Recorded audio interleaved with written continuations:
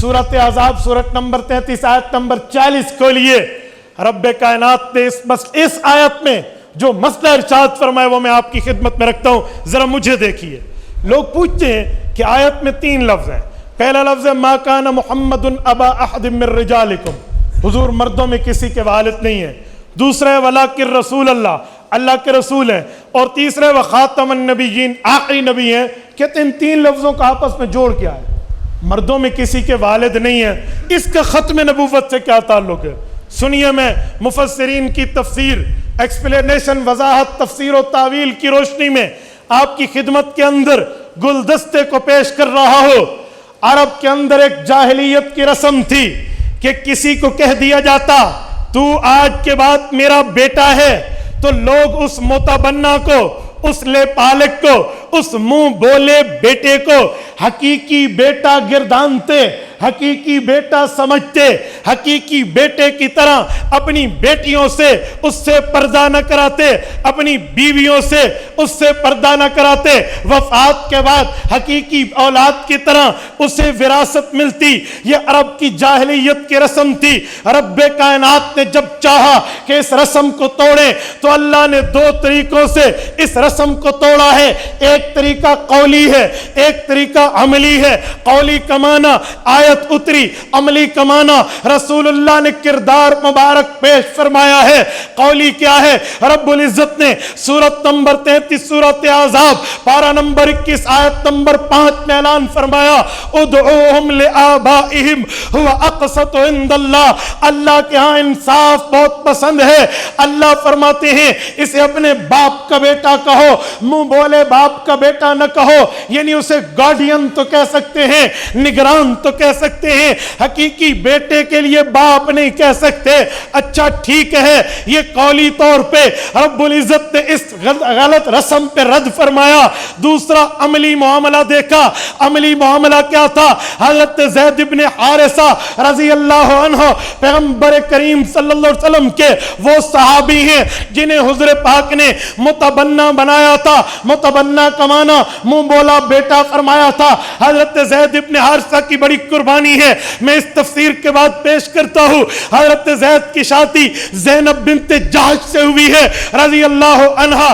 ایک زندگی کا عرصہ گزرنے لگا لیکن انبن ہو گئی، جب کلش ہو گئی، ہسبینڈ وائف میں بن نہ سکی، میاں بیوی میں ناراضگی ہوئی، وقت ڈیورس پہ آیا، معاملہ طلاق پہ آیا، جدائی ہو گئی۔ جب جدائی ہو گئی، عدت ختم ہوئی ہے، رب العزت نے فرمایا اے میرے پاک پیغمبر زوجنا کہا، ہم نے آپ کا رشتہ اس زینب سے آسمانوں پہ کر دیا ہے، آپ اس سے نکاح کر لیجئے۔ اب اعتراض ہوتا تھا، لوگ سمجھتے تھے منہ بولے بیٹی کی بیوی یہ اس کے لیے بطور بہو ہے، بہو سے تو سسر کا نکاح نہیں ہوتا، لہٰذا منہ بولے سسر کا بھی نکاح نہیں ہوتا۔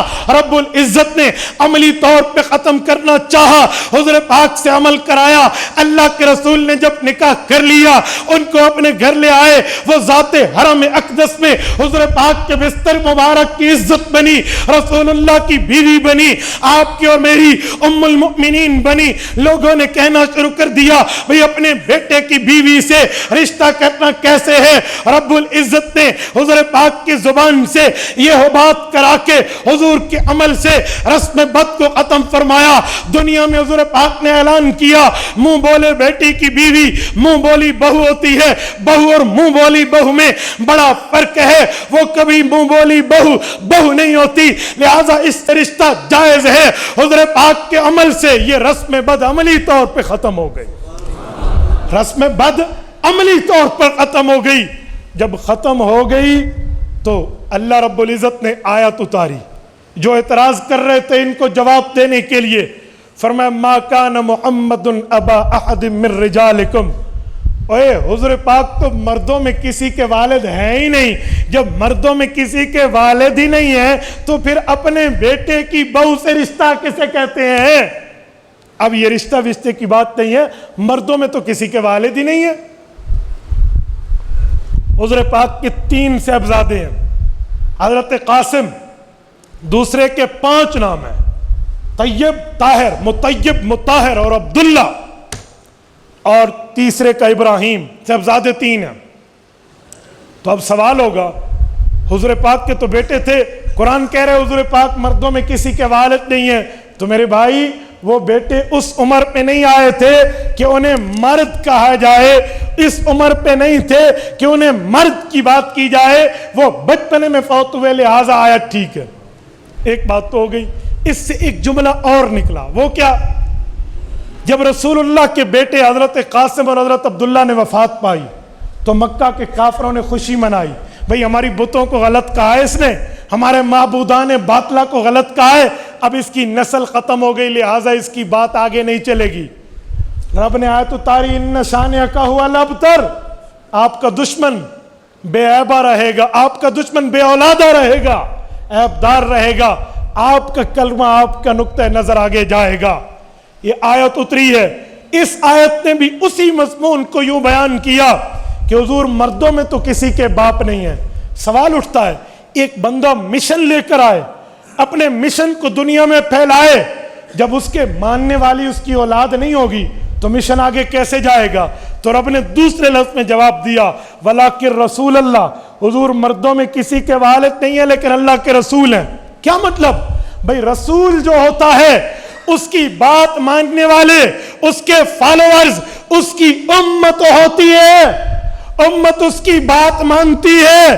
تو حضور پاک کا ایک بیٹا، دو بیٹے، تین بیٹے نہیں ہے، حضور کی ماننے والیاں تو پوری امت، ماننے والے تو پوری امت کی شکل میں موجود ہے۔ حضور کا کلمہ امت تک پہنچ کے رہے گا، کافروں کے منہ میں خاک آئے گی۔ پھر سوال اٹھتا ہے، امت تو ایک وقت تک چلتی ہے، پچھلی نبیوں کی بھی تو امت تھی، وہ تو ایک وقت تک چلی، پھر اور نبی آیا، اور نبی کی امت، حضور کا کلمہ بھی تو ایک وقت تک چل پائے گا۔ فرمایا جی نہیں، وخاتم النبیین، یہ آخری نبی ہیں، قیامت تک ان کے بعد نیا نبی نہیں ہے، لہٰذا قیامت تک ان کی امت بھی جائے گی، حضور کا کلمہ بھی جائے گا۔ یہ تین لفظوں کا آپس میں جوڑ تھا۔ تو عالم دنیا میں بھی رسول اقدس صلی اللہ علیہ وآلہ وسلم کے ختم نبوت کو واضح بیان فرمایا گیا۔ تبارك الذي نزل الفرقان على عبده ليكون للعالمين نذيرا